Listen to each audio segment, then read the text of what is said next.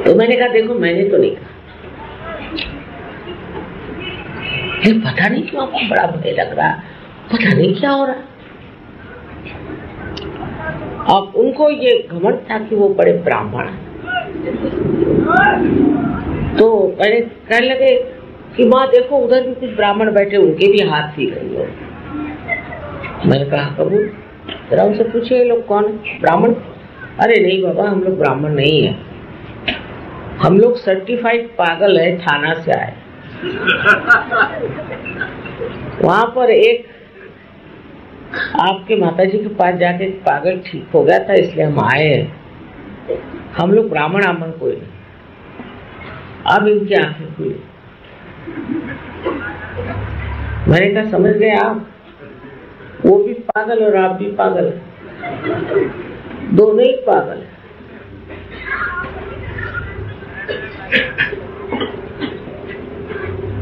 तब उनके हाथ छूटे। शुरुआत में तो बहुत ज्यादा महाकाली का प्रकार था, कुछ समझ में नहीं आता था कि ये महाकाली जी अब अपना प्रताप कुछ कम करे तो मैं दूसरे भी काम करूं। पूना में तो ये हाल हो गया कि मेरी एक नीस है, उससे मैंने कहा कि एक हंडिया ले आओ मुझे। तो बाजार में गई कि भाई 1 रुपए की हंडी 10 रुपए बिक रही। तो उसने कहा इतनी महंगी कैसे हो गई, 1 रुपए की 10 रुपए। तो कहा कोई माता जी आई है, वो हंडियाओं पे अंगाती, हंडियों पे हंडिया सब बिक गए, ये सब लोग हंडिया लिए चपड़। मैंने कहा पूना में इतने भूत, बाप रे, कुछ समझ ही नहीं आता। मैंने कहा हंडिया लेके आओ, नींबू लेके आओ, तो बैठो। और जो नहीं लाए उनकी आंखें लगी घूमने, वो लगे घूमने। मैं तो उठ के चली गई। मैंने कहा भाई मेरे सारा यहाँ भूतों का जमघट, जो लोग हंडिया लेके बैठे थे वो तो कुछ ठीक थे, और बाकी के जो थे वो खड़े होकर के हूँ हाँ ही करने लगे। तो मैंने कहा कि भाई ये अगर महाकाली की शक्ति कुछ कम हो जाए तो अच्छा। अब ये एक चीज ठीक करने के बाद दूसरे आ गए। माने कौन? इसको आप साइकोसोमैटिक कहते हैं, माने कैंसर, ये मस्कुलर, ये वो दुनिया भर की बीमारियां जो डॉक्टर लोग नहीं ठीक कर सकते। ऐसा मानेंगे नहीं, डॉक्टर मानते नहीं, जब तक पेशेंट मर नहीं जाएगा खींचो पैसा। एक साहब किडनी एक्सपर्ट, उनको किडनी ट्रबल हो गया। तो मैंने कहा मैं आपकी किडनी ठीक कर दूंगी एक शर्त पे कि आप अपना धंधा बंद करिए, लोगों को ये जो आप टेबलों पे चढ़ा चढ़ा करके सारा पैसा खींचते हो, उससे कोई ठीक नहीं होता, मरने से पहले बैंकक्रप्ट हो जाता है। डायलिसिस बंद आप करो तो मैं तैयार। हाँ माँ मेरी आप किडनी ठीक कर रही, ठीक कर दी। पर 2 महीने बाद फिर चालू उनकी दुकान। डॉक्टर लोग कब सच बोलते और कब झूठ बोलते भगवान जाने। फिर उनको किडनी ट्रबल हो, तो मेरे पास आए, उनका हाल होने लग गया। मैंने कहा इस बार क्या हुआ? पहले फिर से किडनी ट्रबल है। मैंने कहा वो नहीं, अब कैंसर चल पड़ा। अब घबराए बहुत। मैंने कहा मैंने आपसे कहा था फिर से चालू कर दिया अपनी दुकान। अब माँ मैं पेट कैसे भरूंगा, मैंने इतने रुपए की मशीनरी मंगाई है, ये कर रहा हूँ वो कर रहा हूँ। मैंने कहा बेच डालो, किसी को खत्म कर। सुना हुआ भाई नहीं महाराज, जय जो। तो सारी जितनी लेफ्ट साइड की बीमारियां हैं, जितनी है साइकोसोमैटिक जिसे कहते हैं, जिसका कोई फ्लोर नहीं है, वो सब महालक्ष्मी की कृपा से ही ठीक हो सकता। इसलिए महालक्ष्मी का ही मंत्र कहना पड़ेगा। और महालक्ष्मी को जब तक आप प्रकटित नहीं करिएगा ये बीमारियां ठीक नहीं हो सकती।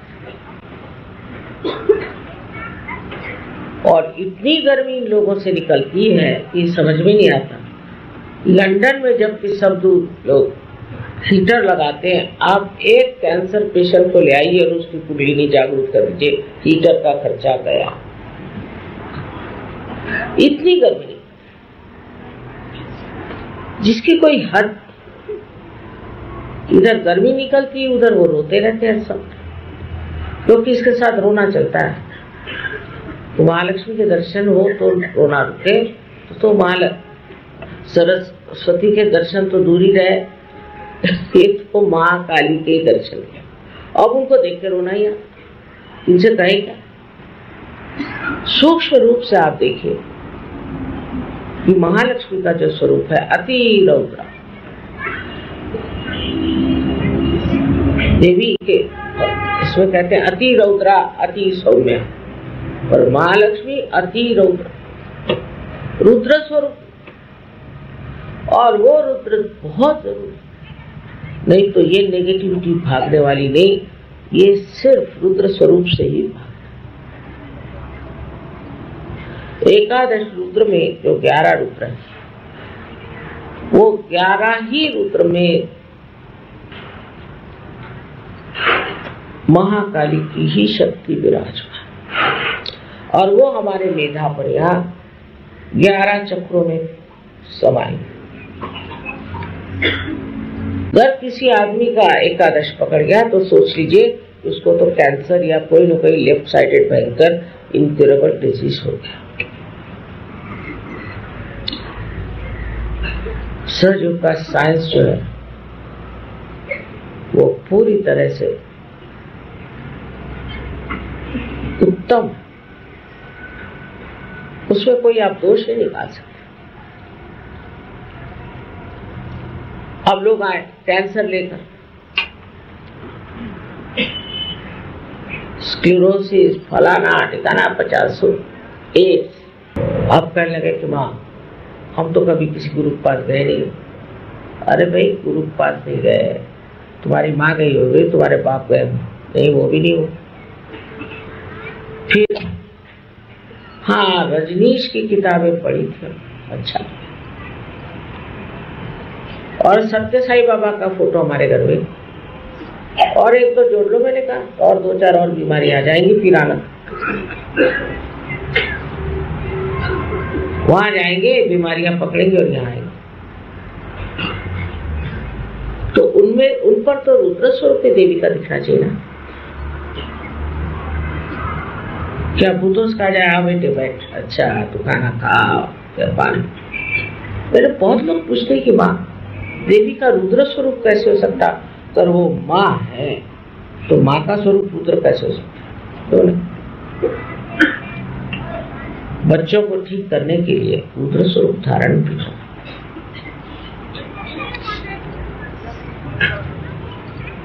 सौम्य स्वरूप ये बच्चों की लियाकत पे ही जाना जा सकता है, पर कभी कभी उन पे रुद्र स्वरूप बहुत, उसके सिवा वो ठीक ही नहीं हो सकता। किंतु रुद्र स्वरूप में किसी को हानि नहीं पहुंचा, ये विशेष बात है। जैसे कि पहले महाकाली ने इसको मारा, उसको मारा, इसकी जीभ खींची, ये क्या, ऐसा कुछ नहीं। आज का जो महाकाली का स्वरूप है वो है रुद्र। इसकी कोई जरूरत ही नहीं सब करने की, मनुष्य ऐसे ही घबरा करके ठीक हो जाता है, उस स्वरूप को देखते ही वो ठीक हो जाता है। और जब वो उस स्वरूप को देखता है तो अपने आप उसकी बीमारियां ठीक हो जाती है, क्योंकि उसके अंदर जो नेगेटिव चीज है वो भाग जाती है। तो किसी की गर्दन काटने की या जीभ काटने की या आंख निकालने की कोई जरूरत नहीं। महाकाली का स्वरूप अगर कलयुग में ना इस्तेमाल किया जाए तो सहयोग का कार्य ही नहीं हो सकता, क्योंकि इन नेगेटिव फोर्सेस के कारण सारे चक्र पकड़े जाते हैं और चक्र ठीक किए बगैर कुंडलिनी चढ़ेगी नहीं। इसलिए माँ काली का स्वरूप बहुत वंदनीय और सराहनीय, जो कि किसी को शारीरिक, मानसिक, बौद्धिक किसी भी प्रकार की हानि नहीं, सिर्फ उसके स्वरूप से ही जो बुरी बातें हैं वो भाग जाती हैं। अब मियाँ बीवी के झगड़े ये सबसे बड़ा प्रॉब्लम है आजकल, क्योंकि बीवियां पड़ गई और मियाँ चाहते हैं कि बीवी बिल्कुल देहाती हो, और वो देहाती तो है नहीं, तो उसको देहाती कैसे बनाएंगे? एक बार शहरी हो गए तो शहरी हो गए, चाहे आप लहंगा पहन लीजिए और चाहे आप पैंट पहन लीजिए, दिमाग तो शहरी हो गए। अब जब शहरी दिमाग हो गए तो उसके बाद जो स्त्रीत्व था वो तो कम हो ही जाता है, पुरुषत्व तो ज्यादा आ जाता है, स्त्रीत्व तो कम आ जाता है।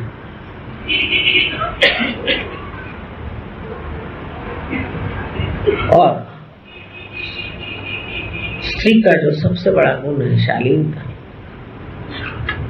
वही खत्म हो जाता है। वो शालीनता जो स्त्री का स्वरूप है, उसको रणांगण में जाने की जरूरत नहीं।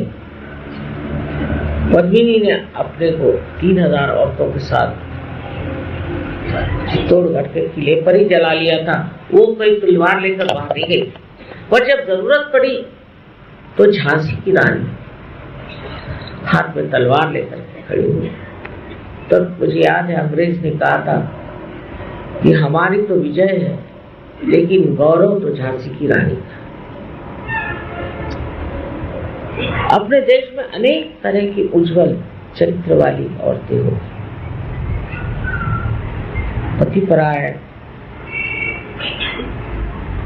स्त्री धर्म में अत्यंत उच्च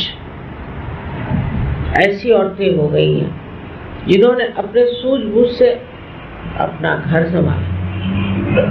जब गांधी जी ने ललकारा तो औरतों ने अपनी चूड़ियां सब जेवर में। राणा प्रताप का ही किस्सा है कि राणा प्रताप ने देखा कि उसकी लड़की की घास की बनाई हुई रोटी तक एक बिलाड़ उठा के ले गया, तो उनके मन में एक शंका हो, मैं क्यों ऐसा कर रहा हूं? अपने अहंकार के लिए मैं अकबर को शरण क्यों नहीं जाता? तो वो चिट्ठी लिखने बैठे अकबर। उस वक्त क्षत्राणी उनकी पत्नी की शक्ति जागृत हुई, हाथ में भाला लेकर उसने अपने लड़की पे लगा और कहा कि मैं तुझी को मार डालूं, जिससे ये जो कमजोरी इनके अंदर आई है ना। तब राणा प्रताप की आंख, हमारे यहाँ औरतों ने अगर सोचना ही है तो पिछली बात सोचें कि रणांगण में अपने पतियों को टीका लगा करके लड़ने में जाता। इन अंग्रेजों से कौन लड़े? आदमी लड़ने को कहने को है, पर शक्ति औरतों की, क्योंकि आजकल औरतें भी अशक्त हो गई, आदमी भी निशक्त हो गए। ये शक्ति जो है ये स्त्री की शालीनता से, और जब तक ये शालीनता स्त्री कार्यान्वित नहीं होती तो गृहलक्ष्मी की शक्ति उसके अंदर प्रकटित है। लेकिन चतुर होना चाहिए, गृहलक्ष्मी को चतुर होना चाहिए और दूसरे उसमें सूझबूझ होनी चाहिए। सो ये कहे कि जब महाकाली शक्ति अत्यंत शांत हो जाती है तो वो गृहलक्ष्मी हो जाती है। महाकाली शक्ति।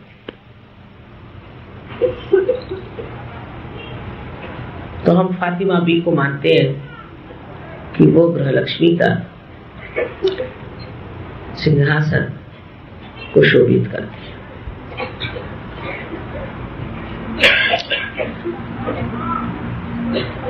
महाकाली की इस शक्ति से स्त्री अपने बच्चे को ठीक रास्ते पर रखती है, अपने चरित्र को उज्ज्वल रखती है।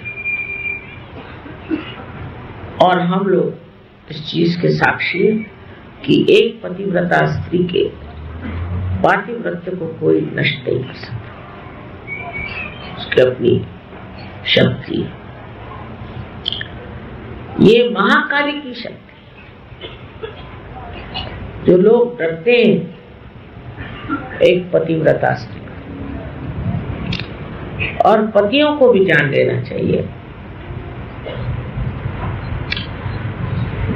कि उनके अंदर जो कार्य शक्ति है वो भी स्त्री से ही आती है।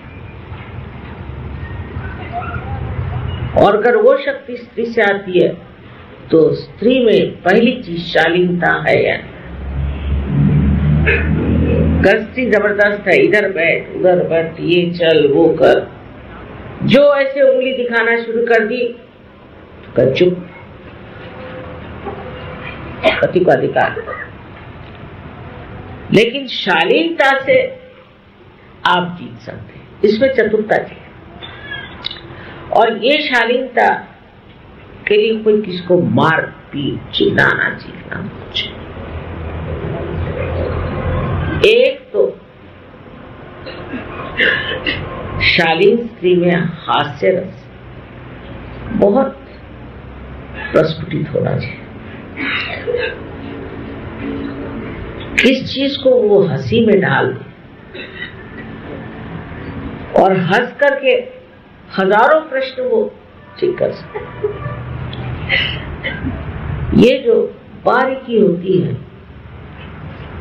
इसको समझने के लिए मैंने अभी कहा था कि आप शरद चंद्र पढ़िए, उसमें सबकी नोक झोंक औरतें कैसे संभाले।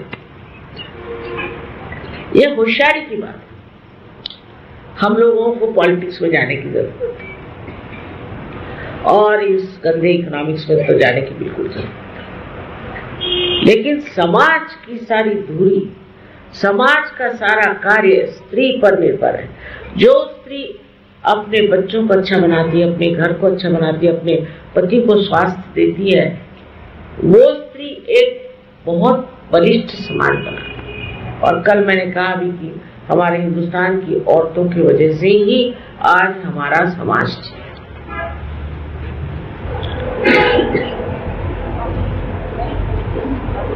पर स्त्री का स्वभाव शालीन होना चाहिए और उसकी शक्ति भी शालीनता,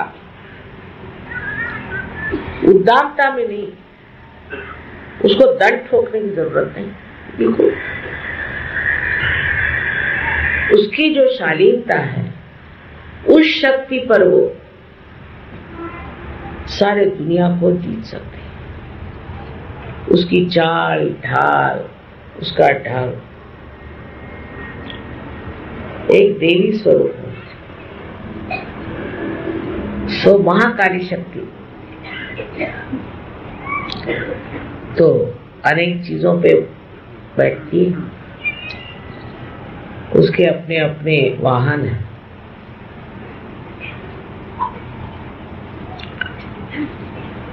लेकिन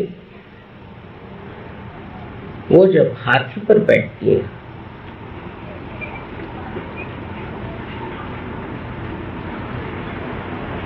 तो उसे ललिता गौरी कहते हैं।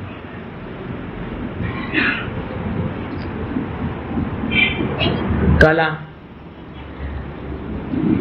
हाव भाव उसके सब बहुत इज्जतदार